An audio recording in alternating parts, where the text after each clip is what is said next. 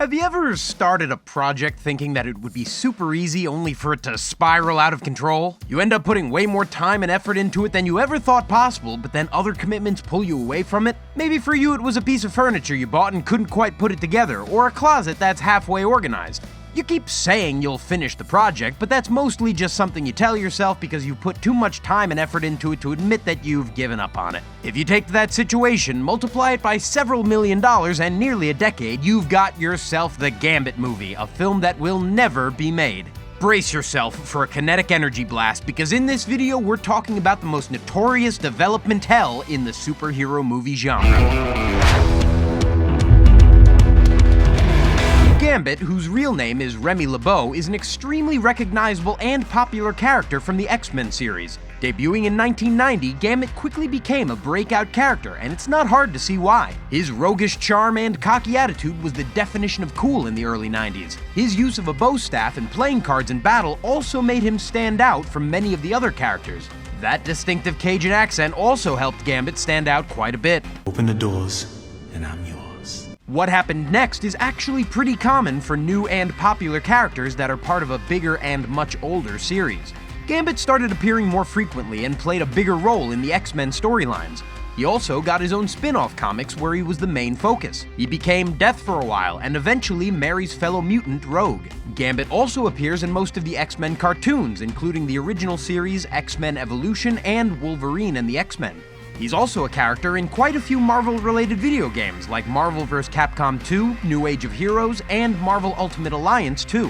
Gambit also appeared in the live-action film X-Men Origins Wolverine, which premiered in 2009. Here he was portrayed by actor Taylor Kitsch. Unfortunately, this interpretation of the character wasn't very well received, much like the entirety of the whole movie. Even with this snafu, a Gambit movie still seemed like a layup. After all, the character was still super popular, and it'd be easy for a new Gambit to cameo in a mainline X-Men movie and then spin off from there. Then, just about everything that could go wrong did. In 2014, Fox confirmed that they were working on a Gambit movie, and that Channing Tatum was on board to play the titular mutant. Apparently, he was supposed to portray the character in X-Men Origins Wolverine, but the film had conflicted with his work on G.I. Joe: The Rise of Cobra. Tatum described his Gambit movie as an origin story for the character, and revealed that he'd also be producing the project. Things were looking good for the project going into the summer of 2015.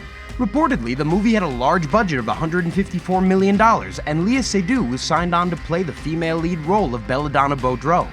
However, Tatum began renegotiating his contract with Fox that July. Essentially, Tatum wanted more money to play Gambit because the character was set to become a bigger part of the X-Men film franchise. This would require a pretty sizable commitment from Tatum, and he wanted the appropriate level of compensation if he was going to become the poster boy for the franchise.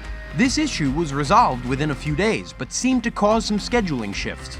This created a conflict for director Rupert Wyatt, who had to walk away from the Gambit movie so he could direct another project. However, there were also rumors going around at the time that Wyatt was having growing creative differences with Tatum and Fox as the start date for filming drew closer. Years later, in March of 2019, Wyatt would say that he left the Gambit movie because Fox cut the budget for the project following the commercial failure of 2015's Fantastic Four reboot. He would go on to say that Fox refused to alter the script to reflect a more limited budget, as filming would begin in only 10 weeks. This departure caused Fox to interview a number of directors for the project before settling on Doug Liman, who had begun editing the screenplay. His vision of the project was more like a heist movie, tying into Gambit's past as a thief. This would lead to a rewrite of the script and the movie's release date getting pushed back. Unfortunately, the new script wouldn't mesh with Lyman either, and he would walk away from the project to work on a DC Comics movie. If you're starting to sense a trend, you should work in show business. The release date of the Gambit movie would be pushed back again, and the search for a new director would resume once more.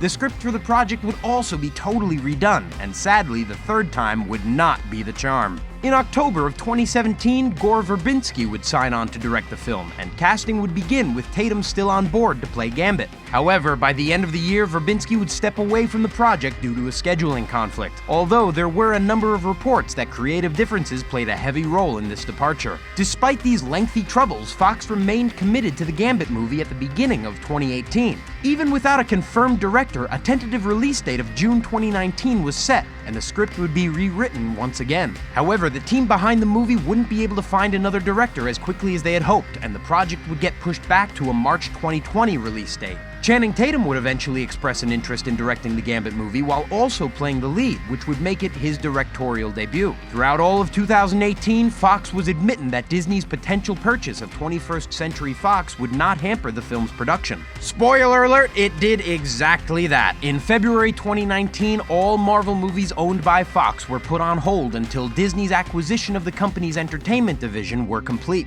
If you keep up with entertainment news, and if you're watching this video, you probably do, you know that the deal was finalized on March 20th, and that Disney bought 21st Century Fox for a cool $71 billion. You might be asking yourself then, so now that Meg from Family Guy is a Disney princess, does that mean they're finally going to make the Gambit movie? The answer to that question is pretty unclear right now, although it's not very likely. Now that Disney owns the movie rights to the X-Men and Fantastic Four properties, which Marvel had sold to Fox when they were near bankruptcy during the 1990s, they're probably going to try to work those characters into the MCU. It wouldn't make a lot of sense for Disney to keep those franchises separated now that they own all of them. They'd have to spend a lot of extra money promoting a second brand, and superhero fans overwhelmingly want these characters to appear in the MCU. It's pretty much guaranteed that Disney will introduce new versions of the X-Men and Fantastic Four characters to the Marvel Cinematic Universe. That's not great for the Gambit movie. While Gambit is a super popular character that would probably garner a pretty good opening weekend, other X-Men characters would better introduce the franchise to the MCU. Gambit's cool and a really fun character, but there are a lot of characters that are more integral to the X-Men brand than he is. It would make way more sense for a film focusing on Wolverine, Cyclops, Professor X, Storm, or even Mystique to happen before a Gambit movie. These characters get far more to the core of the X-Men franchise than Gambit. That's not to say that the Marvel Cinematic Universe doesn't dig into Marvel's more obscure properties. After all, there are 2 Guardians of the Galaxy movies, with a 3rd thankfully on the way with James Gunn directing the project once more. Marvel is also launching a series of adult-focused animated series on Hulu in the near future. That includes stranger properties like Howard the Duck and Hitmonkey.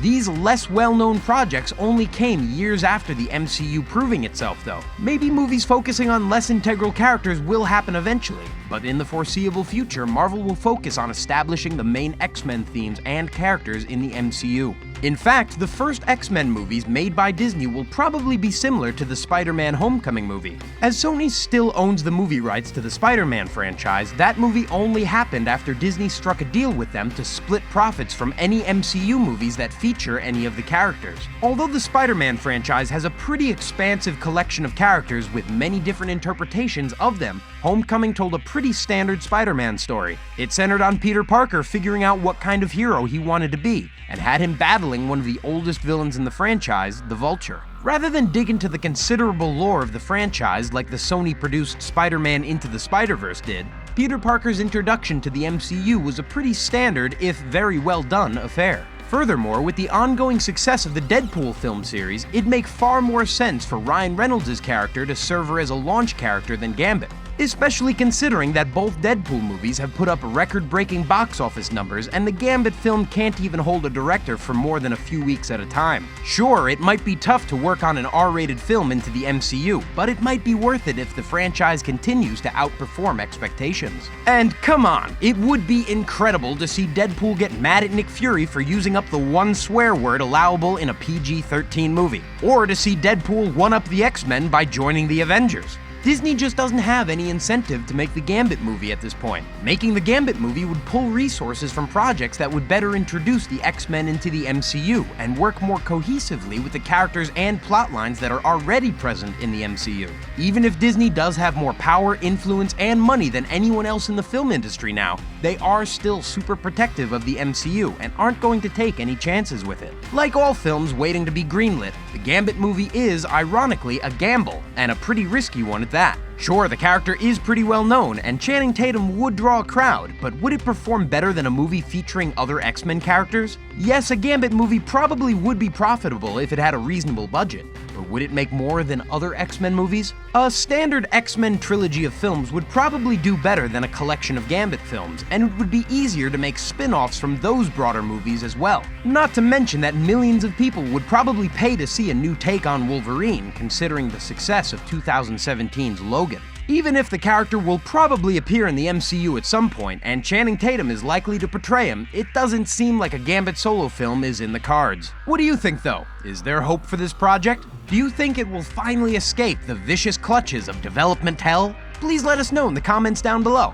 While you're there, be sure to like this video and subscribe to Behind the Screen. We have tons of videos that explain some of the weirdest stories in show business, with loads more to come soon. We promise you're not gonna wanna miss a single one. To make sure you stay up to date, be sure to click that bell icon. That way you'll get a notification as soon as we upload a new video and you could watch it before anyone else. We upload videos every day that tackle all things movie and television related, so be sure to keep an eye out for more awesome stuff coming soon.